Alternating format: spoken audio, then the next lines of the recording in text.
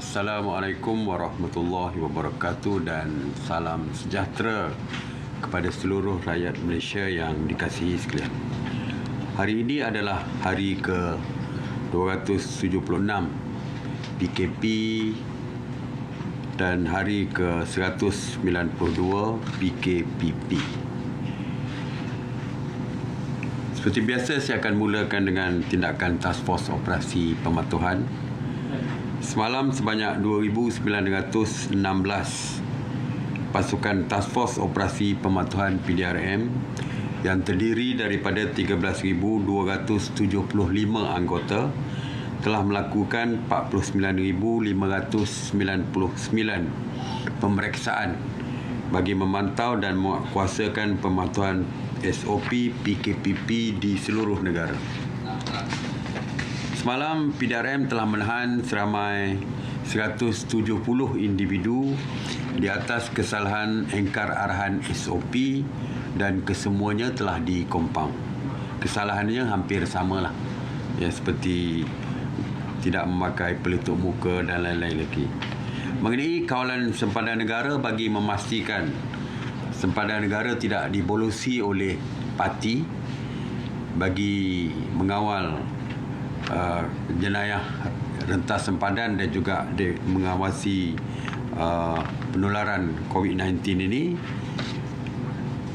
Semalam Ops Benteng telah menahan 34 parti di dalam operasi seluruh negara dan sebanyak 118 Katan Jalan Raya SJR Ops Benteng dilaksanakan di seluruh negara. Mengenai Ops Sanitasi Awam, semalam sebanyak 47 Ops Sanitasi dilaksanakan di 13 buah negeri dan 2 di wilayah Persekutuan.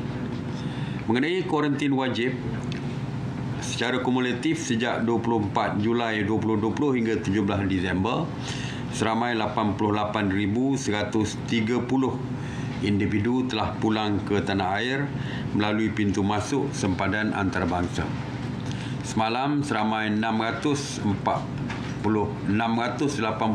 individu telah tiba ke tanah air melalui pintu-pintu masuk antarabangsa dan kesemua mereka telah dikuarantin di pusat kuarantin di seluruh negara. Saya ingin melaporkan tentang status PKP bersyarat dan juga PKP diperketatkan di seluruh negara yang melibatkan beberapa negeri. Untuk negeri Kedah, kerajaan sebelum ini telah melaksanakan PKP bersyarat bagi daerah Kulim, Kedah yang dijadualkan tamat pada 20 Disember 2020.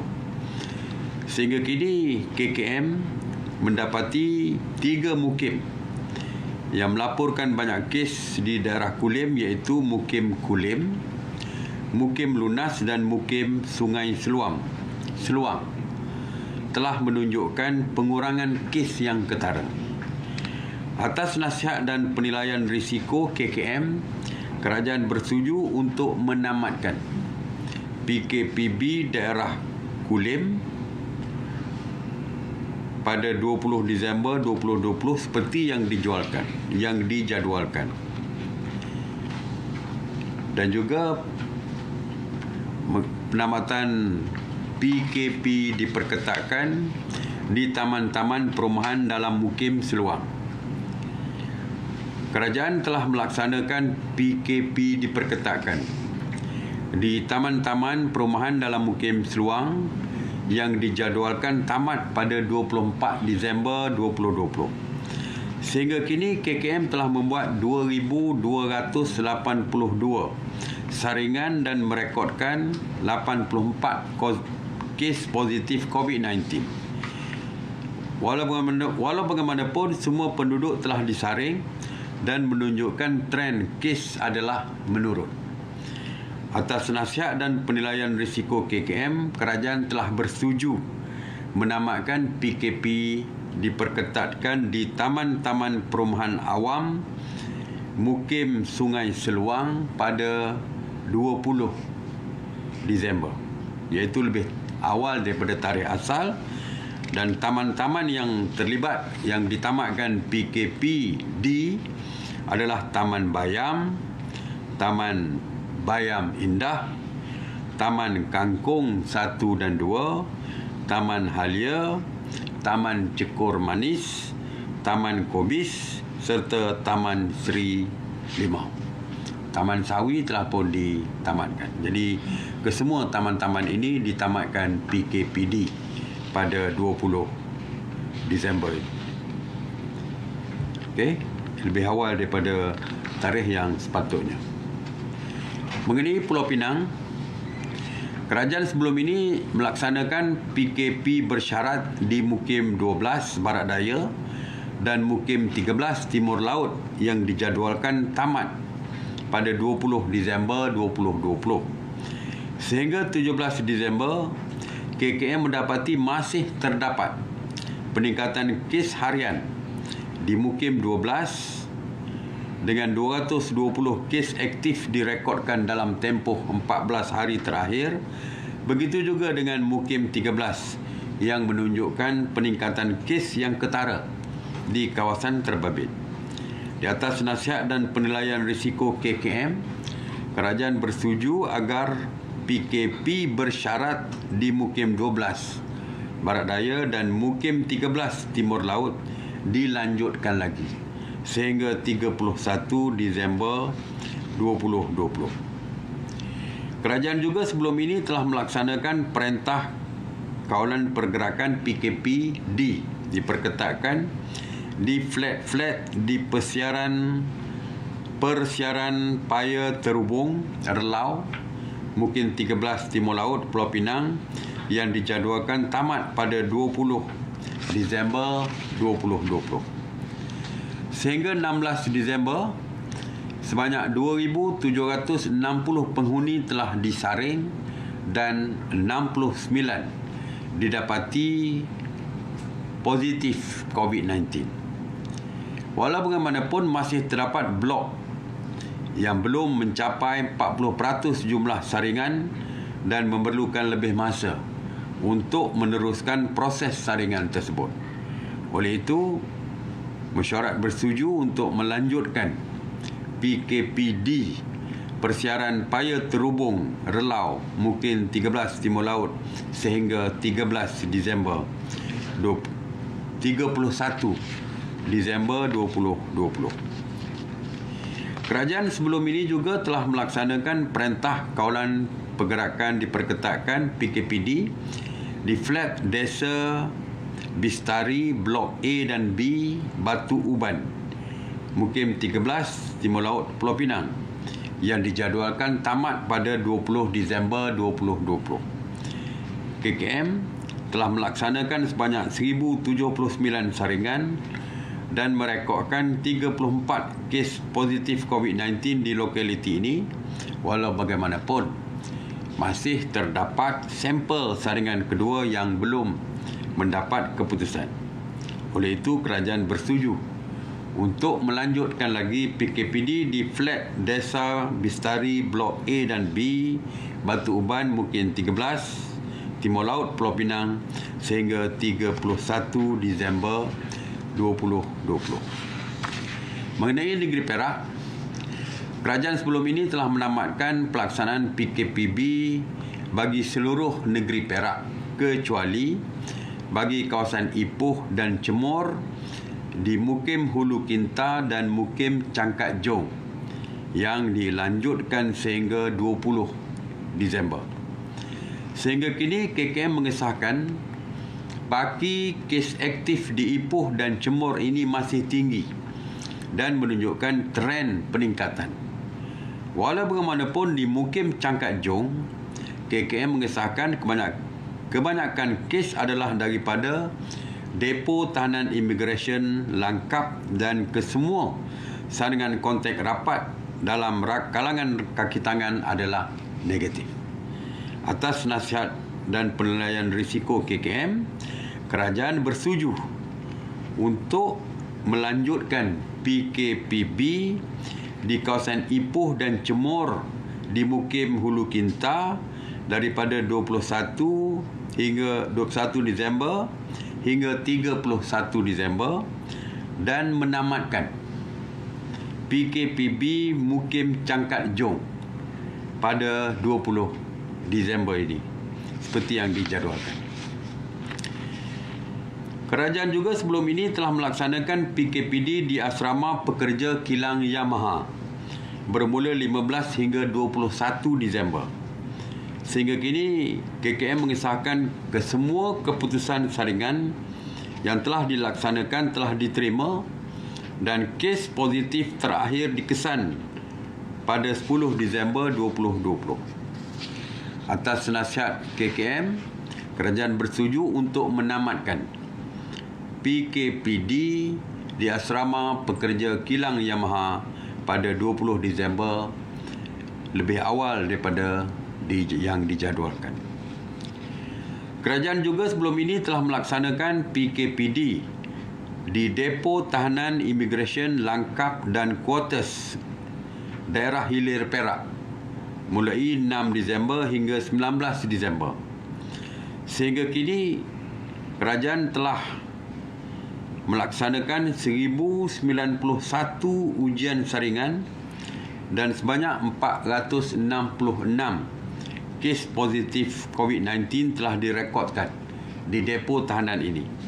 Selain daripada itu, KKM turut mengesahkan terdapat baki sampel saringan yang menunggu keputusan dan jumlah kes baru yang dilaporkan masih banyak.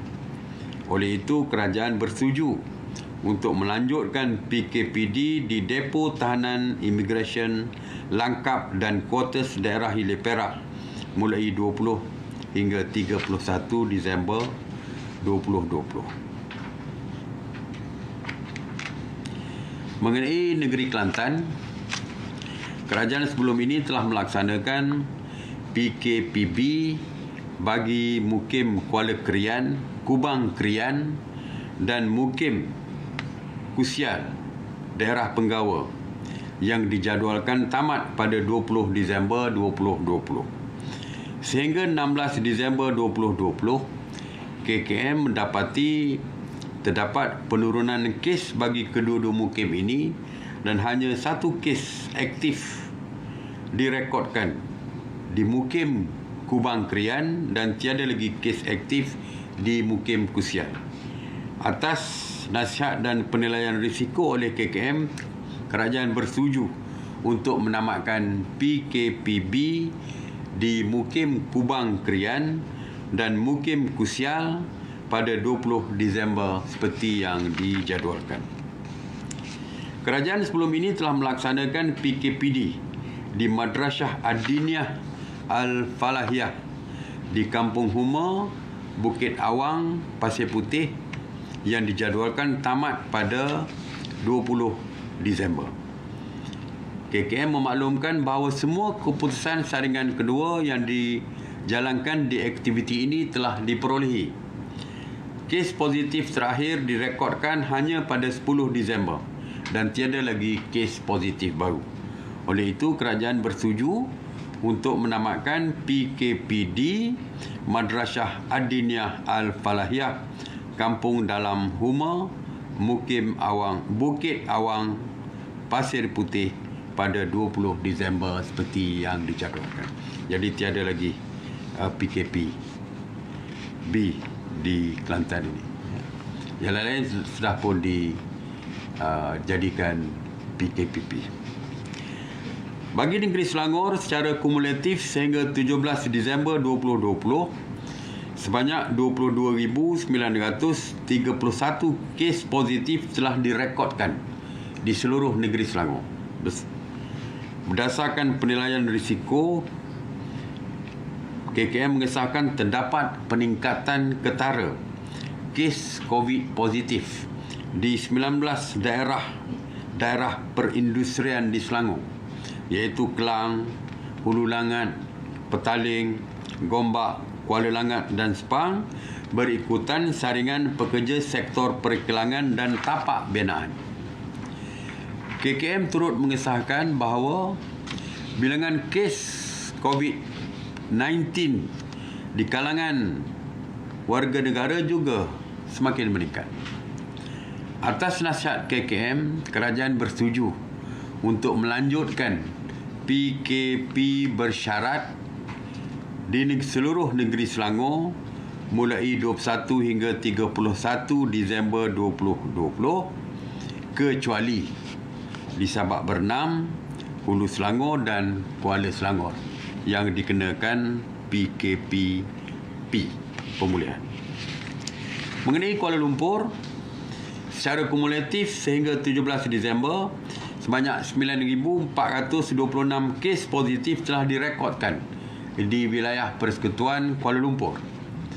Sehingga kini, KKM mengesahkan terdapat peningkatan ketara kes COVID-19 di wilayah Persekutuan Kuala Lumpur, terutamanya daripada kalangan bukan warga negara. Dan hasil ujian saringan di tempat kerja dan wujud beberapa kluster baru yang melibatkan wilayah Persekutuan Kuala Lumpur ini. Oleh itu, di atas nasihat dan penilaian risiko oleh KKM, kerajaan bersetuju agar PKPB di seluruh wilayah Persekutuan dilanjutkan lagi sehingga 31 Disember 2020. Mengenai Negeri Sembilan, kerajaan sebelum ini telah menamatkan pelaksanaan PKPB di Negeri Sembilan kecuali daerah Seremban dan Port Dickson yang dilanjutkan sehingga 20 Disember. Sehingga 16 Disember, secara kumulatif sebanyak 1,430 kes COVID-19 direkodkan di Seremban dan 34 kes di Port Dickson. KKM turut mengesahkan COVID-19 dikesan hampir setiap hari di kedua-dua daerah ini yang melibatkan beberapa kluster. Oleh itu, kerajaan bersetuju agar PKPB bersyarat di Seremban dan Port Dickson dilanjutkan lagi sehingga 31 Disember 2020. Kerajaan juga sebelum ini telah melaksanakan PKPD di penjara Seremban dan kuartus penjara Seremban bermula 24 November dan kemudiannya dilanjutkan lagi sehingga 21 Disember. Sehingga kini KKM telah melaksanakan 1,856 ujian saringan dan sebanyak 1,036 kes positif COVID-19 telah direkodkan yang melibatkan tahanan dan kaki tangan di penjara ini. KKM mengesahkan masih terdapat baki 325 sampel saringan yang menunggu keputusan. Oleh itu, mesyuarat bersetuju untuk melanjutkan PKPD di penjara Seremban dan kuartus penjara Seremban bermula sehingga 31 Disember 2020. Maknanya bila tamat tempoh tu automatik sambunglah sehingga 31 Disember. Negeri Johor, sebelum ini kita telah menamatkan pelaksanaan PKPB bagi seluruh negeri Johor. Sebelum tu seluruh negeri Johor. Tetap kecuali beberapa daerah seperti Johor Bahru, Batu Pahat, Kulai dan Kota Tinggi yang dilanjutkan PKPB mereka sehingga 20 Disember. Sehingga 16 Disember secara kumulatif sebanyak 464 kes telah direkodkan di Johor Bahru, 494 kes di Batu Pahat, 78 di Kulai. KKM juga turut mengesahkan ujian saringan COVID-19 dalam komuniti semakin bertambah di ketiga-tiga daerah ini. Walau bagaimanapun, sehingga kini terdapat penurunan kes ketara serta tiada lagi mukim merah dalam daerah Kota Tinggi. Oleh itu, mesyuarat bersetuju untuk melanjutkan PKPB di Johor Bahru, Batu Pahat dan Kulai sehingga 31 Disember, walau bagaimanapun menamatkan PKPB di Kota Tinggi pada 20 Disember seperti yang dijadualkan.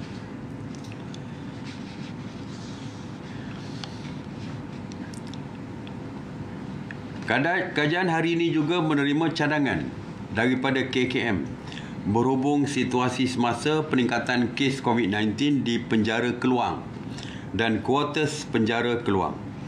Sehingga kini KKM mengesahkan terdapat peningkatan kes COVID-19 dalam kalangan tahanan dan kaki tangan penjara ini. Atas penilaian risiko oleh KKM, kerajaan bersetuju untuk melaksanakan PKPD di penjara Keluang dan kuartus penjara Keluang sehingga bermula daripada 19 Disember sehingga 31 Disember 2020. Pelaksanaan PKPD ini akan melibatkan 3,777 orang yang terdiri daripada 3,224 tahanan dan 553 kaki tangan penjara ini. SOP PKPD samalah dengan di kawasan penjara lain, iaitu tiada pergerakan keluar masuk, keluarga tidak boleh melawat, keluarga daripada kaki tangan penjara pun tidak boleh keluar masuk dan sebagainya. Jadi boleh semak kepada SOP PKPD di penjara dan kuartus penjara. Mengenai negeri Sabah, secara kumulatif sehingga 17 Disember, sebanyak 33,823 kes positif telah direkodkan di seluruh negara. Dalam tempoh 14 hari, iaitu 2 hingga 15 Disember, KKM mengesahkan jumlah kes harian COVID-19 di seluruh negeri ini masih lagi tinggi dan kebanyakan kluster adalah daripada kluster kediaman yang membabitkan warga negara. KKM turut menjangkakan kes COVID-19 akan terus meningkat berikutan saringan pekerja bukan warga negara yang bermula pada 16 Disember 2020. Seperti kita tahu, mulai 1 Disember pemeriksaan saringan telah pun dilakukan terhadap pekerja-pekerja warga asing ini. Jadi kita yakin kes positif akan meningkat apabila keputusan saringan pekerja asing ini dapat diperolehi. Untuk Sabah, di atas oleh kerana melihat pada situasi terkini, maka kerajaan bersetuju agar PKPB bersyarat di seluruh negeri Sabah dilanjutkan lagi sehingga 31 Disember 2020. Seperti yang saya umumkan baru-baru ini, kerajaan bersetuju pada dasarnya untuk membenarkan pembukaan sektor pelancongan dan kebudayaan di seluruh negara kecuali di kawasan PKPD. Semalam, Kementerian Pelancongan Seni dan Budaya telah membentangkan cadangan SOP kepada Jawatankuasa Teknikal dan sehubungan dengan itu kerajaan bersetuju untuk memberi kelonggaran bagi pembukaan sektor pelancongan dan kebudayaan merangkumi iaitu 4 kategori. Yang pertama, MICE ataupun meeting, incentive travel, conferences dan exhibition yang melibatkan meeting, insentif, convention dan conference, pameran, carnival, craft, travel fest ataupun dan travel marts. Yang kedua yang melibatkan produk-produk pelancongan seperti zoo negara, farms, extreme adventure, nature parks, taman rekreasi dan aquarium. Kategori ketiga adalah pameran hasil seni budaya dan warisan iaitu museum, galeri seni, perpustakaan, pusat atau kampung kebudayaan dan seni warisan, pentas persembahan budaya, pameran, pusat pendidikan. Dan keempat adalah taman tema dan pusat hiburan keluarga ataupun indoor playground seperti dry ataupun water parks, arcade permainan, indoor farm fair, gym permainan kanak-kanak, hiburan permainan berasaskan peralatan mesin dan teknologi serta hiburan pendidikan edutainment. Ya.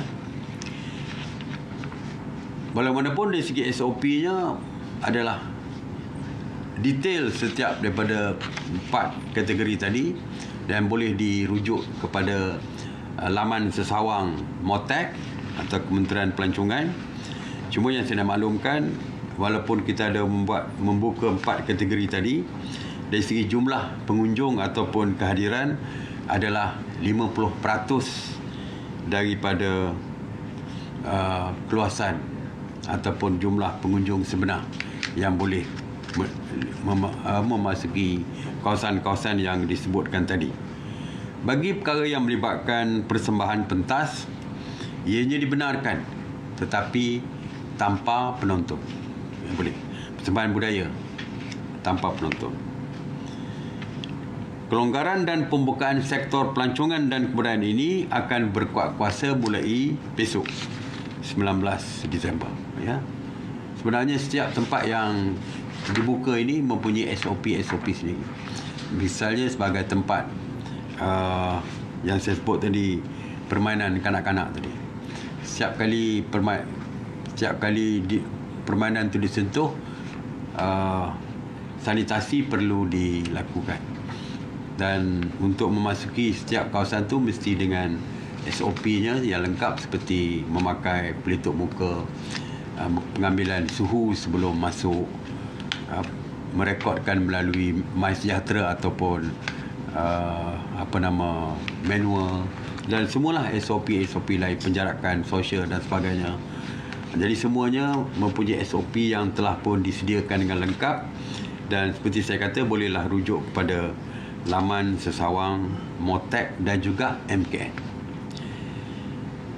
Kerajaan juga telah bersetuju pada dasarnya untuk membenarkan pembukaan sektor sukan dan rekreasi termasuk sukan air secara berfasa. Semalam, Kementerian Belia dan Sukan telah membentangkan cadangan SOP kepada jawatankuasa, dan jawatankuasa telah pun bersetuju untuk membenarkan pembukaan sektor sukan dan rekreasi yang akan berkuat kuasa mulai 1 Januari 2020. Tetapi berdasarkan SOP-nya berdasarkan kepada kawasan-kawasan PKPB serta PKPD. Di kawasan kawasan PKP pemulihan, kawasan yang kebanyakannya di seluruh negara ini, aktiviti sukan dan rekreasi adalah dibenarkan dengan syarat mematuhi SOP sektor sukan dan rekreasi. Penganjuran kejohanan tempatan adalah dibenarkan. Ini untuk tempatan saja dibenarkan dengan kapasiti penonton 10% atau maksimum 4,000 penonton. Yang mana yang lebih kurang? Ya, sebagai contoh, Stadium Bukit Jalil boleh menempatkan 80,000 penonton. Kalau 10% tentulah 8,000. Tapi seperti yang kita tetapkan sini, maksimum adalah 4,000. Walaupun boleh 8,000 mengikut percentage, tetapi hanya 4,000 saja. Iaitu, sebab itu saya kata tadi, 4,000 atau 10%, yang mana yang lebih kurang. Aktiviti massa yang melibatkan penyertaan melebihi 500 orang pada satu-satu masa adalah tidak dibenarkan. Jadi bermakna tidak melebihi daripada 500. Di kawasan PKP bersyarat, aktiviti sukan dan rekreasi kategori individu dan berpasukan bagi tujuan aktiviti, latihan, permainan dan perlawanan, indoor dan outdoor, tanpa penonton dibenarkan. Ya, tanpa penonton. Kapasiti pengguna bagi setiap premis tidak melebihi 50% kapasiti keseluruhan premis tersebut. Aktiviti massa serta acara dan pertandingan sukan dengan kehadiran penonton adalah tidak dibenarkan. Mengenai PKPD, di kawasan PKPD, sebarang aktiviti sukan dan rekreasi tidak dibenarkan sama sekali. Saya nak maklumkan, ini sesuatu yang menggembirakan. Saya percaya perlawanan bola sepak Piala Malaysia dibenarkan mulai Januari 2021. Okey. Tentang kehadiran saya dah sebutkan tadi, perlawanan tanpa di kawasan PKPB, perlawanan dan pertandingan di kawasan PKPB dibenarkan tanpa kehadiran penonton, tapi di kawasan PKPP hanya boleh 10%. Saya dah sebutkan tadi. Mengenai kejohanan antarabangsa, penganjuran antarabangsa, sebarang kejohanan dan pertandingan peringkat antarabangsa adalah tertakluk kepada kelulusan daripada Jabatan Imigresen Malaysia. Penyertaan bagi negara-negara yang berisiko tinggi adalah tidak dibenarkan, kecuali dibenarkan oleh Jabatan Imigresen. Sebagai contoh, kita menganjurkan piala untuk badminton ni, Open. Salah satu ni Piala Malaysia badminton. Kita boleh menganjurkan, tetapi negara yang nak menghadirkan diri adalah dengan kebenaran daripada Jabatan Imigresen. Dibenarkan atau tidak satu-satu kejohanan antarabangsa itu adalah mengikut daripada kebenaran daripada Jabatan Imigresen. Kita juga mendapati ada di kalangan pemain-pemain kita yang dijemput untuk menyertai pertandingan peringkat antarabangsa luar daripada Malaysia. Ya. Ini juga perlu mendapatkan kelulusan daripada Jabatan Imigresen, kerana mungkin ada beberapa negara itu yang dianggap sebagai negara yang berisiko tinggi, dan keputusan daripada Jabatan Imigresen diperlukan untuk membenarkan mereka keluar negara untuk menyertai pertandingan di luar negara tersebut. Okey. Ada kes yang melibatkan sentuhan. Ini combat seperti wrestling, judo, taekwondo dan sebagainya. Judo terutama yang memerlukan sentuhan secara direct, kita benarkan dengan syarat sebelum menyertai pertandingan ini mestilah mereka menjalani ujian saringan, swab test. Jika didapati negatif, mereka boleh menyertai pertandingan yang diaturkan tersebut. Tapi yang saya maksudkan ini adalah di peringkat di dalam negara saja, bukan keluar negara. SOP yang detail boleh dirujuk kepada laman sesawang KBS dan juga MKN. Satu lagi yang saya nak sebutkan adalah mengenai SOP perayaan Krismas. Sidang khas mendengar pembentangan daripada Kementerian Perpaduan Negara mengenai sambutan SOP perayaan Krismas, iaitu upacara sembahyang dan juga SOP di hari pertama, iaitu mengunjung di rumah pada hari pertama. Sidang bersetuju untuk membenarkan penganut Kristian mengikuti sesi upacara sembahyang pada 24 Disember 2020 dan 25 Disember 2020 di kawasan yang dilaksanakan PKPP dan PKPB sahaja. Di kawasan PKPD tidak dibenarkan.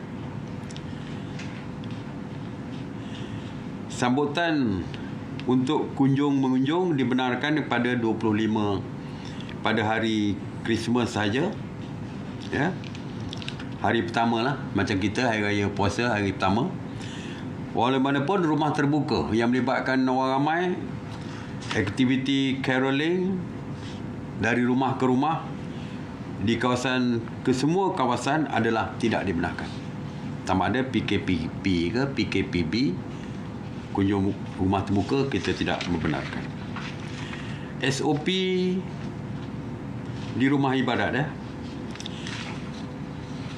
SOP-nya banyak, seperti membuka kaunter untuk melihat dari segi suhu, pendaftaran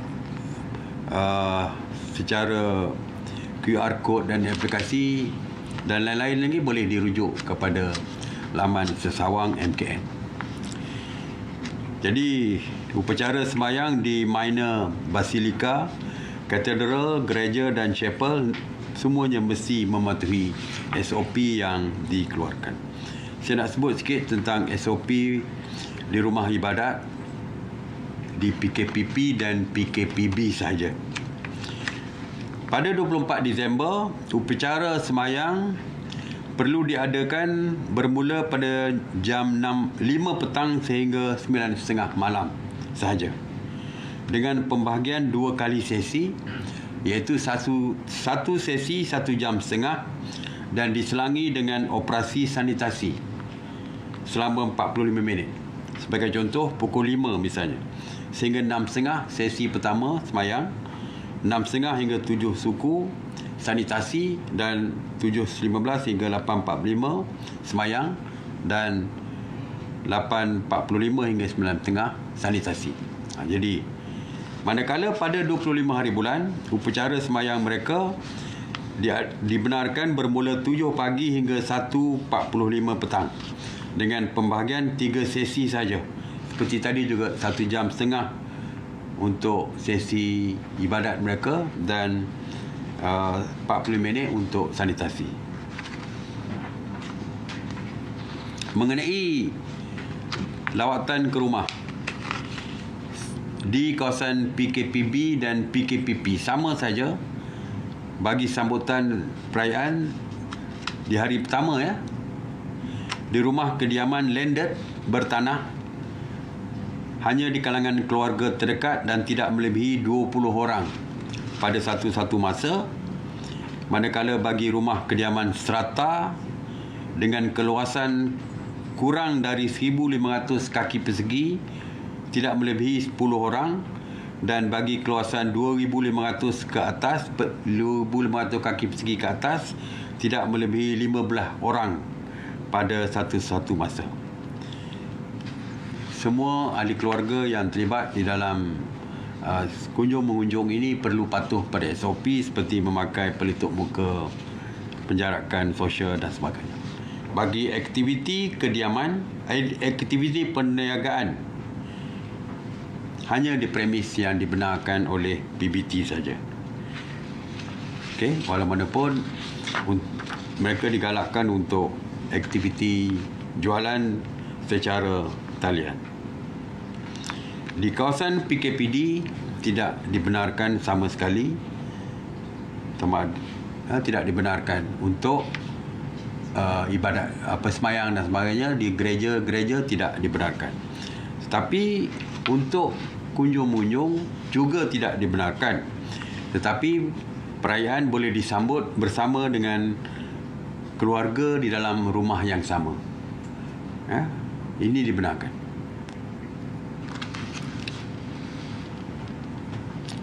Ziarah-menziarah di rumah lain di kawasan PKPD tidak dibenarkan.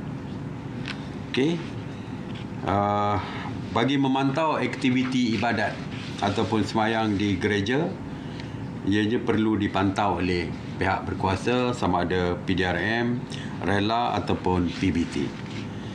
Semua SOP seperti saya katakan boleh dirujuk di laman sesawang MKN ataupun di laman sesawang Kementerian Perpaduan Negara.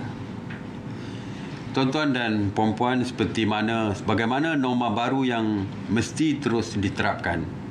Setiap langkah dan tindakan kita adalah untuk memutuskan penularan COVID-19 tanpa kita mengekang pergerakan dan aktiviti seharian. Kita tidak boleh ambil mudah kerana tidak mustahil dalam sesaat kita bersikap tidak apa, maka ianya akan menyumbang kepada peningkatan angka positif dalam golongan komuniti. Apa yang penting, kerajaan mahu menyeimbangkan antara kesihatan, keselamatan dan ekonomi negara. Tetapi kita tidak boleh bertolak ansur dengan pengabaian kawalan kendiri. Vaksin yang terbaik untuk kita semua dalam menangani penularan COVID-19 adalah kawalan kendiri. Kita mampu dan kita mesti melaksanakan vaksin ini setiap masa dan di mana saja. Terima kasih. Saya buka kepada soalan.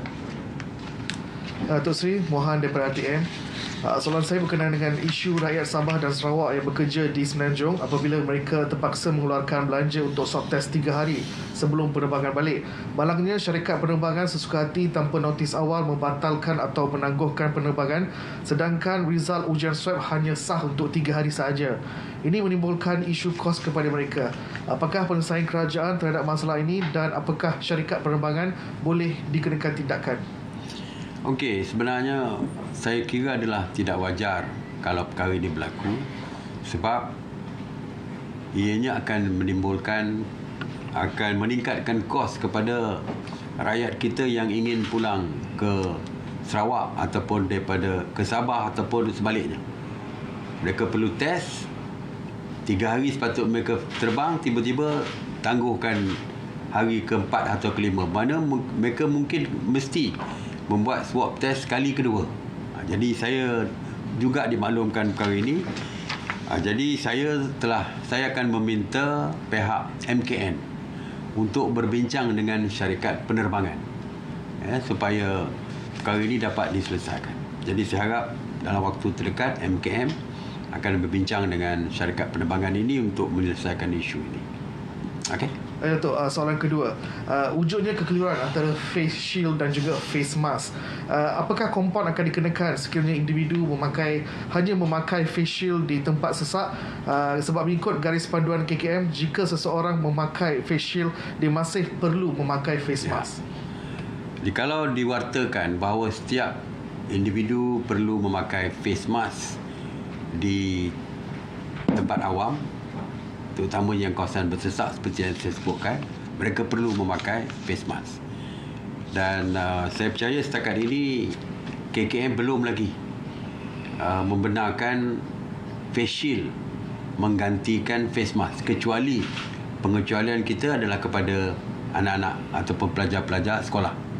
Sedangkan orang dewasa perlu memakai face mask.